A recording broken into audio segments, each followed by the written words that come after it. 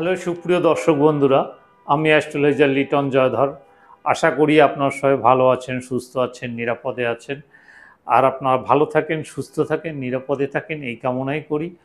আজকে আপনাদের সাথে যে বিষয়টি নিয়ে কথা বলবো সেটি হচ্ছে, আমরা রাশি অনুসারে রত্নপাথর ব্যবহার করি, কিন্তু এই রাশি অনুসারে রত্নপাথর ব্যবহার করাটা কতটুকু যুক্তিযুক্ত এবং এর থেকে কতটুকু ভালো ফল পাওয়া যায়, সেই বিষয়গুলি নিয়ে আজকে আলোচনা করব। কারণ আমরা অনেকেই রাশির উপরে রত্নপাথর ব্যবহার করি, কিন্তু রত্নপাথরে কোনো উপকার করে না। আসলে কেন করে না, এর পিছনে কারণ রয়েছে, এর পিছনে লজিক রয়েছে। বেশিরভাগ মানুষই করে কি, রাশি অনুসারে রত্নপাথর পড়ে থাকে। আমাকেও অনেকে ফোন করেন, দাদা আমার এই রাশি, আমি কি রত্ন ধারণ করব। আসলে এই রাশির উপরে নির্ভর করে কখনো রত্নপাথর পরা যায় না। রত্নপাথর পড়তে গেলে অবশ্যই রাশিটাকে বিচার করতে হবে, কারণ এখানে অনেক বিষয় রয়েছে। শুধু রাশি হলেই হবে না, আপনার রাশির গ্রহটা রয়েছে, তারপরে এই রাশিতে তিনটি নক্ষত্র থাকে, প্রতিটা রাশিতে তিনটি করে নক্ষত্র থাকে, সেই নক্ষত্রের যে গ্রহ রয়েছে সেটির বিচার করতে হবে।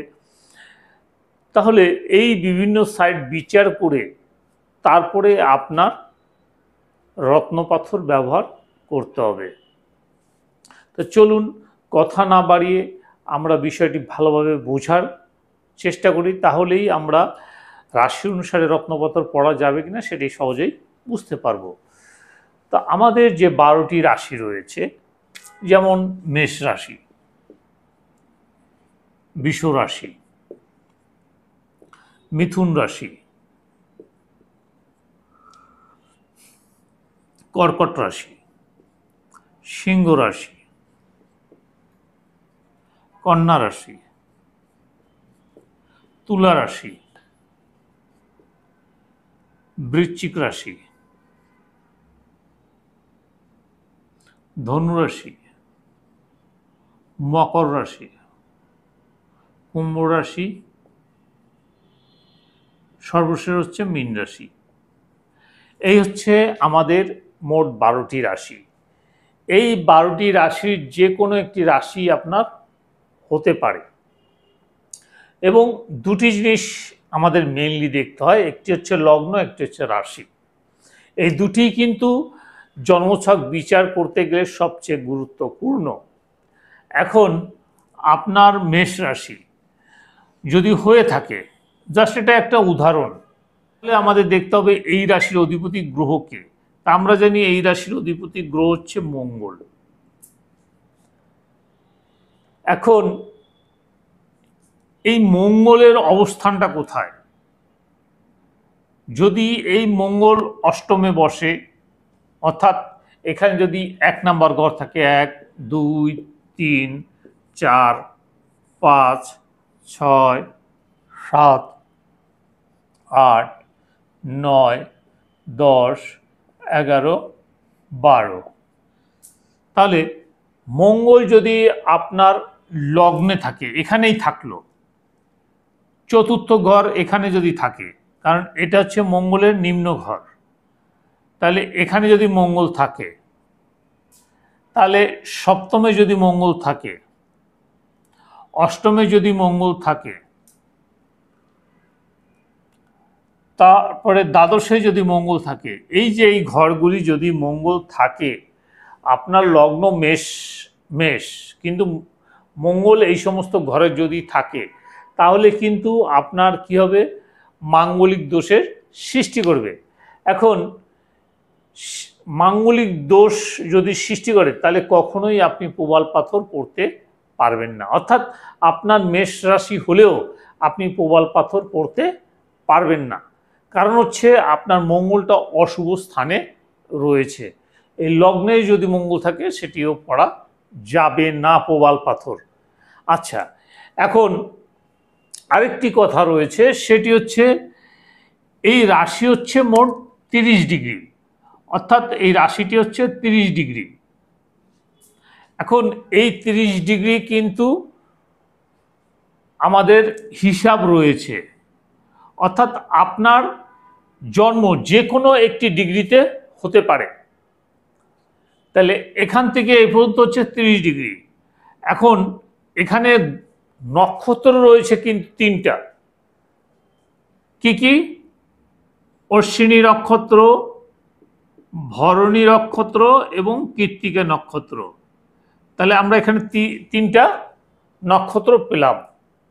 তাহলে এই একটি নক্ষত্র হচ্ছে 13 ডিগ্রি 20 মিনিট, 13 ডিগ্রি 20 মিনিট। আবার এই ভরণী নক্ষত্র হচ্ছে 13 ডিগ্রি 20 মিনিট। তাহলে 13 13 26, আর থাকে হচ্ছে 3 ডিগ্রি 20 মিনিট। তাহলে মোট হবে 30 ডিগ্রি। এখন কথা হচ্ছে, আপনার যদি জন্ম এই অশ্বিনী নক্ষত্রে হয়, তাহলে অশ্বিনী নক্ষত্রের অধিপতি গ্রহ হচ্ছে আপনার কেতু। কেতু। ভরণী নক্ষত্রের গ্রহ হচ্ছে শুক্র এবং কৃত্তিকা নক্ষত্রের গ্রহ হচ্ছে রবি। দেখেন, আপনি এখন মেষ রাশির জাতক, কিন্তু আপনার ডিগ্রি অনুসারে আপনি এখানে 3টি নক্ষত্র পাচ্ছেন। একটি হচ্ছে কেতু, একটি হচ্ছে শুক্র, একটি হচ্ছে রবি। এখন আপনার কত ডিগ্রি তার উপর নির্ভর করে আপনি কোন নক্ষত্রের জন্মগ্রহণ করেছেন। এখন যদি আপনি কেতুর নক্ষত্রে জন্মগ্রহণ করেন, এখন এই কেতু যদি আপনার এখানে বসে থাকে অষ্টমে, তাহলে কিন্তু আপনি প্রবাল পাথর পড়তে পারবেন না।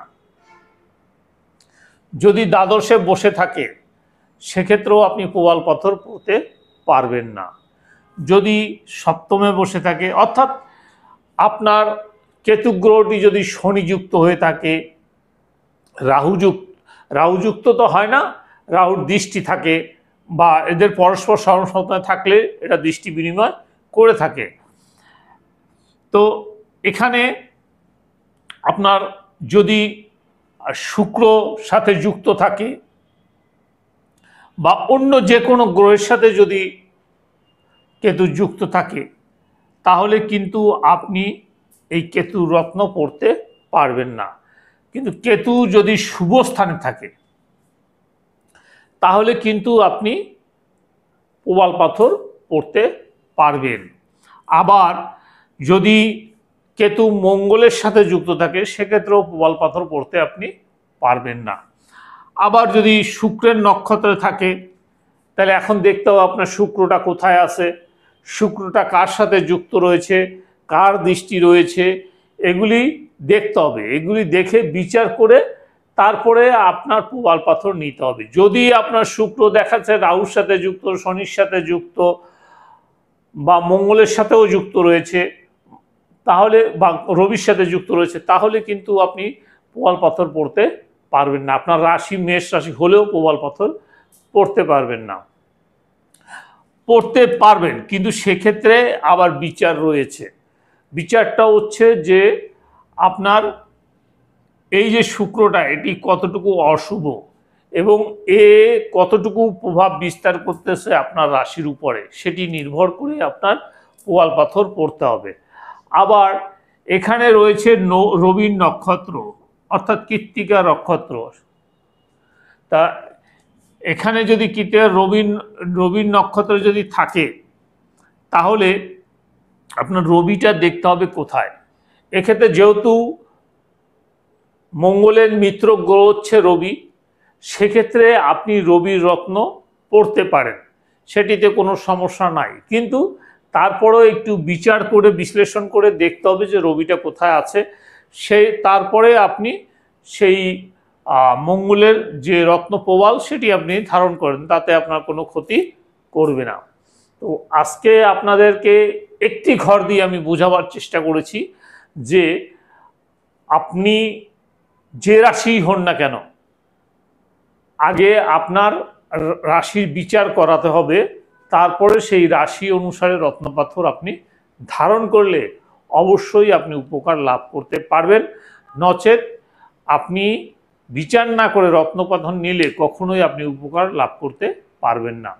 তো আজকের আলোচনা এই পর্যন্ত। যদি ভিডিওটি ভালো লাগে তাহলে একটি লাইক, একটি শেয়ার, একটি কমেন্ট করবেন এবং পরবর্তীতে কী ধরনের ভিডিও দেখতে চান আমাকে লিখে জানাবেন। আমি সেই অনুযায়ী ভিডিও বানিয়ে আপনাদেরকে উপহার দেওয়ার চেষ্টা করব।